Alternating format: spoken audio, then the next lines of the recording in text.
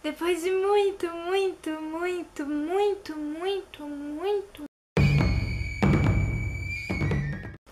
Oi pessoal, aqui é a Kushina e finalmente eu vou trazer a review de Haikyuu pra vocês. Eu espero que me perdoem pela super demora que eu tive pra trazer esse vídeo. O que aconteceu é que eu ando muito ocupada com os estudos e outras coisas e não tava tendo como eu assistir Haikyuu e muito menos gravar os vídeos.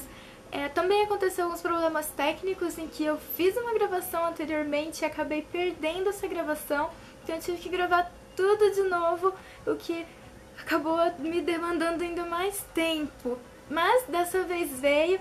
Eu vou falar hoje do episódio 3 ao episódio 10 e semana que vem, promessa, tem mais um vídeo meu na terça-feira, eu acredito, se possível, mas semana que vem, certamente, falando do episódio 11 ao 15. A partir daí eu volto ao que eu tinha prometido lá no começo, que é fazer vídeos quinzenalmente. Muito bem, em Haikyuu, lá atrás a gente tinha começo da construção do Hinata e do Kageyama para eles aprenderem a trabalhar em equipe, senão não iam entrar pro time de vôlei.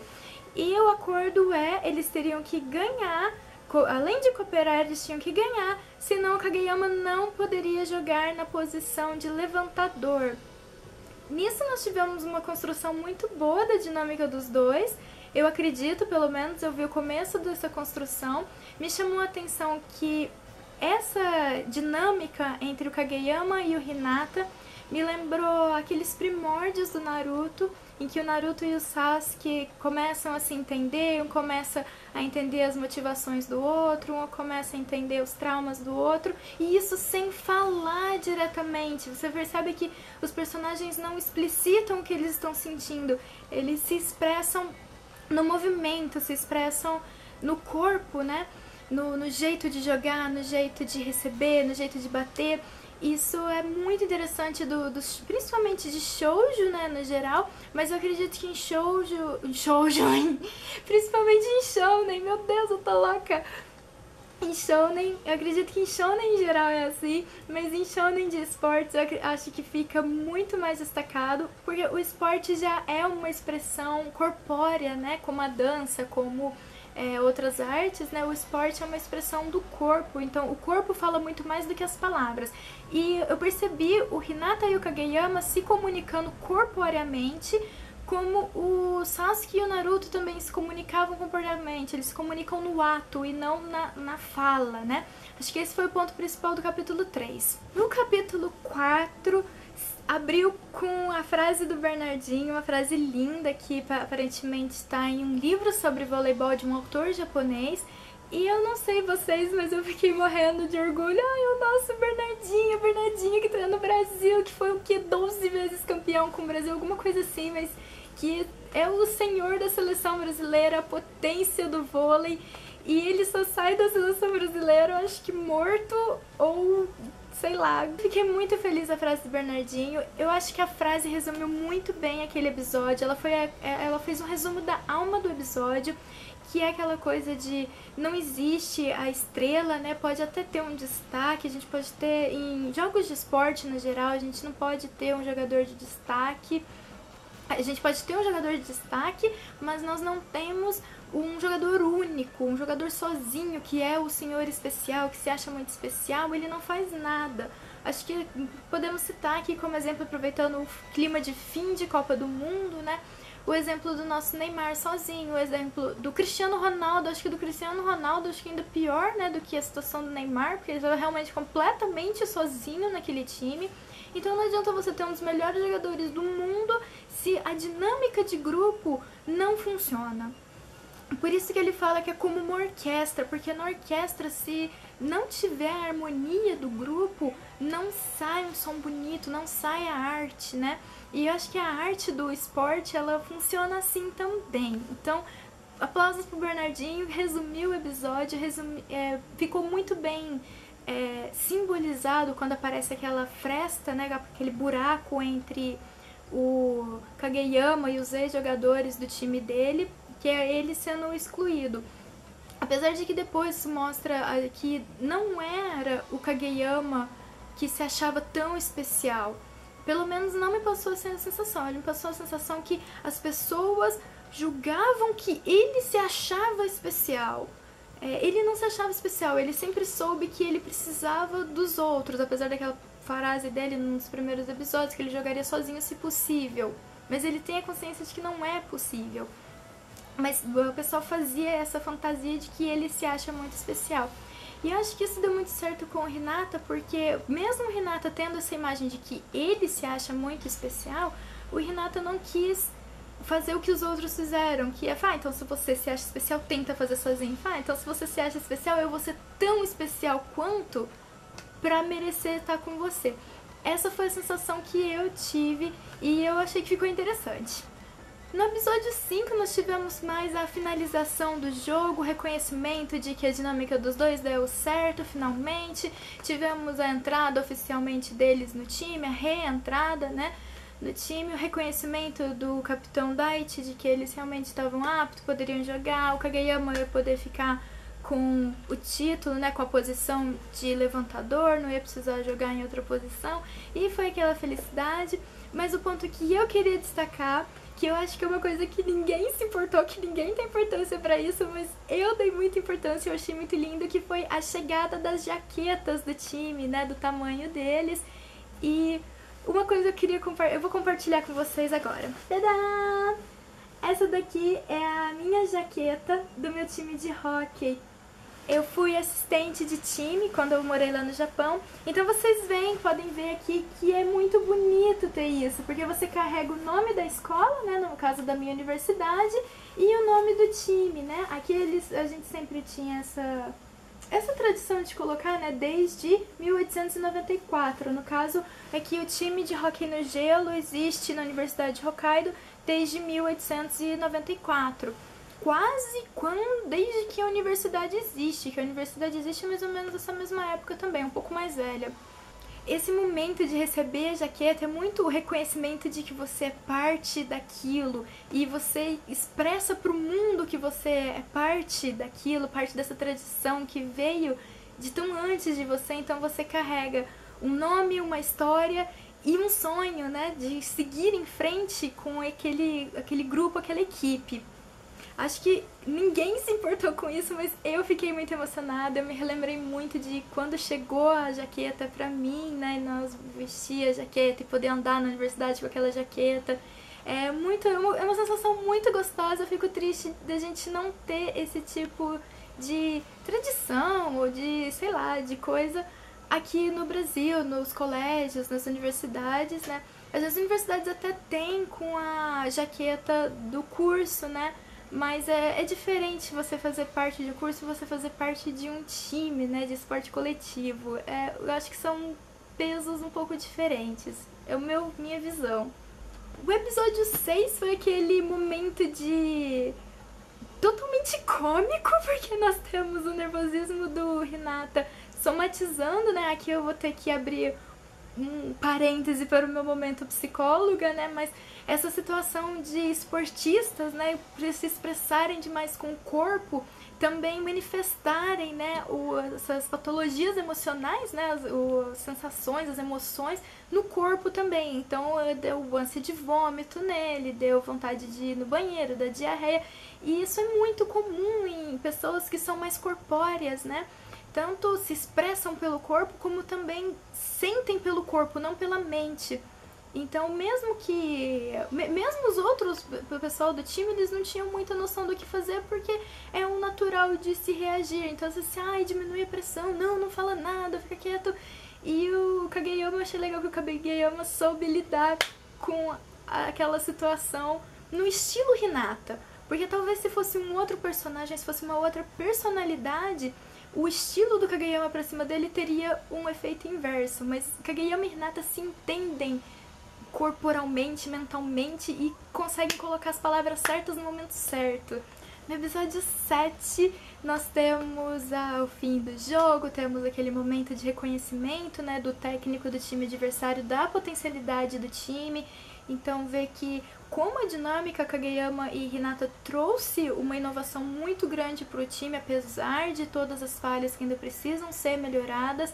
e reconhecimento do capitão de, olha, estamos muito bem, mas ainda temos muitos pontos para trabalhar, mesmo os dois do primeiro ano, que são extraordinários nesse ponto, mas têm sua dificuldade em outro, e vamos melhorar o nosso time tá legal, nosso time tá sendo reconhecido, então vamos trabalhar para fazer esse time continuar indo sempre em frente. Eu adoro o Capitão Daichi, eu acho ele uma personalidade extraordinária, espero que seja melhor trabalhado, espero que ele seja melhor explorado em breve. Episódio 8, nós temos a volta do Líbero. E ele traz uma dinâmica antiga do grupo, então ele começa a trazer um pouco da história do grupo, do que aconteceu, por que ele e o Ace se separaram. E começa a contar pra gente um pouco mais das personalidades, além Kageyama e Hinata, né, que ficou muito, né.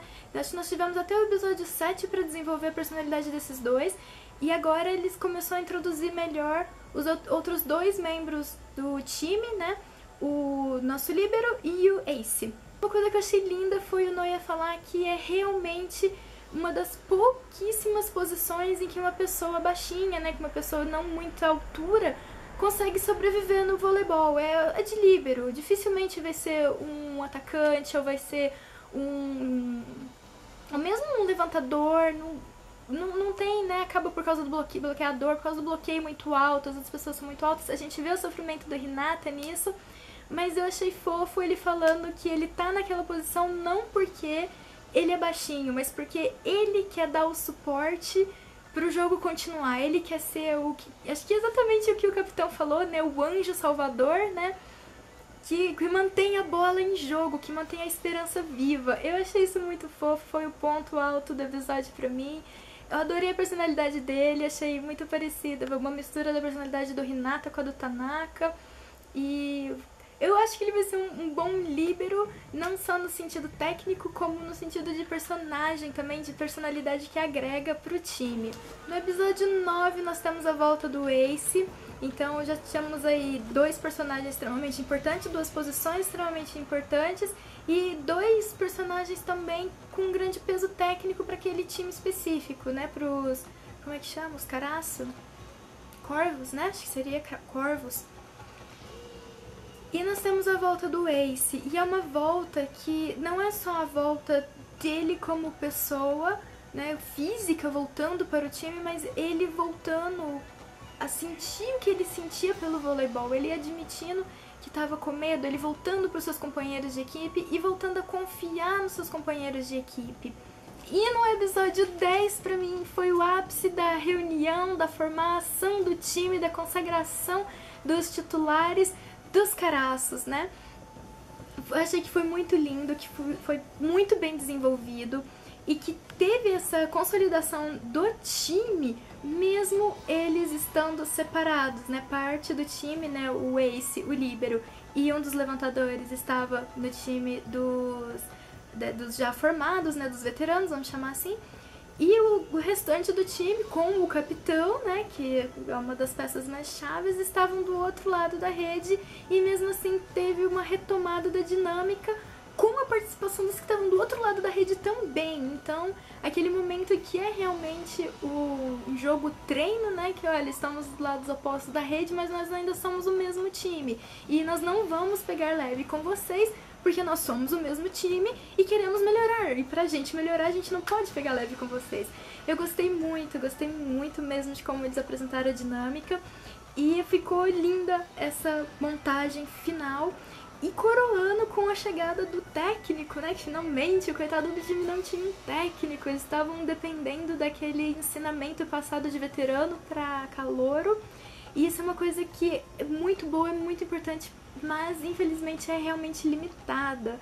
Acabava limitando bastante tecnicamente o time, tanto é que ele vinha caindo, né, no conceito geral, né, no prestígio geral das outras escolas. Tava difícil até o professor conseguir jogos amistosos, jogos bestas, só pra um ajudar o outro, porque não viam grande vantagem em jogar contra o Caraço. E agora não, né? Parece que a coisa tá mudando. Esse novo técnico, eu gostei muito dele. Parece que ele vai ser um cara... Ele falou que vai ficar só até o jogo contra os Necos, né? Que são contra os gatos. Mas eu tenho certeza absoluta, como todo mundo tem certeza absoluta, que ele vai se apaixonar pelo time, que ele vai ver que é um time que vale a pena e vai acabar ficando até o vô dele voltar. E se bobear, ele fica como assistente técnico. Quando o vô dele voltar, ele continua assumindo o time do mesmo jeito. E eu espero que isso aconteça. É um personagem que me interessou muito. Eu gostei do jeito dele de lidar com o voleibol, eu gostei muito da análise técnica dele, ele percebeu que tinha uma dinâmica muito boa entre o Kageyama e o Hinata, tanto é que ele pergunta, nossa, esses caras são amigos de infância, ou vieram da mesma escola, porque eles realmente têm um entendimento, um entrosamento muito bom dentro de quadra, né? E eu acho que esse entrosamento ainda vai melhorar, porque quando eles comemoram, eles ainda comemoram separados, e uma das coisas mais gostosas do voleibol é aquela comemoração em conjunto, né?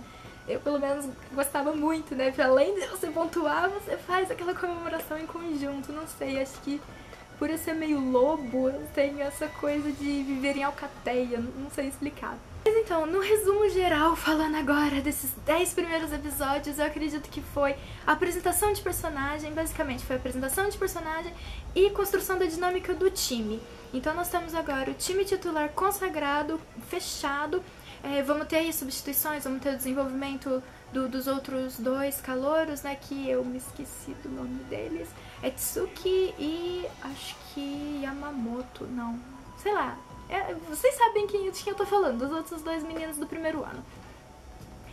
Acho que vamos ter também uma construção de dinâmica com o capitão, né? Porque eu acho que até agora ele foi pouco explorado, os momentos dele foram poucos momentos e muito bons. Mas ainda tá pouco pra mim, eu acho que dá pra desenvolver uma dinâmica melhor. Corrigir as falhas de defesa principalmente, corrigir as falhas dos meninos do primeiro ano. E vamos que esse time tem muita coisa pra fazer. Haikyuu tá espetacular, a animação está muito bem feita, o efeito, eu já tinha falado em vídeos anteriores, mas eu tô adorando o efeito da linha mais grossa, quando quer dar aquela sensação de movimento e força, movimento rápido e força ao mesmo tempo, ficou muito bem feito. A trilha sonora tá muito boa, eles conseguem alternar bem momentos de música intensa que, não sei, faz o coração disparar, com aqueles momentos reflexivos de você ouvir o silêncio com só o barulho do tênis raspando na quadra, ou só o barulho da bola batendo, ou só o barulho da cortada. Então tá muito legal, eu tô gostando bastante. Eu não tenho... A única crítica mais negativa que eu tenho é que a menina, né, a Manédia, né, a auxiliar, tá sendo muito mal explorada. Ela tá com uma personalidade coringa, em que ela tá ali e ela não tá ali, não tá fazendo grande diferença. Um momento em que ela poderia fazer alguma diferença, que ela pro episódio 4 ou 5, quando tem o jogo amistoso e o Hinata tá muito nervoso, ela não faz diferença nenhuma. Isso eu não sei se foi proposital pra mostrar que ela também vai precisar de um desenvolvimento como personagem, ou se realmente ela tá ali de enfeite. E eu tô muito triste, porque é uma coisa legal ser manédia, ser auxiliar, né, ser staff de time, é uma coisa legal também, não é porque a gente não tá em quadra que a gente não é parte do time. Mas infelizmente ela tá sendo mal explorada, espero que isso mude, eu tenho fé que vai mudar. E Haikyuu pra mim foi o melhor anime da temporada passada, eu acho que vai ser o melhor anime dessa temporada pra mim também.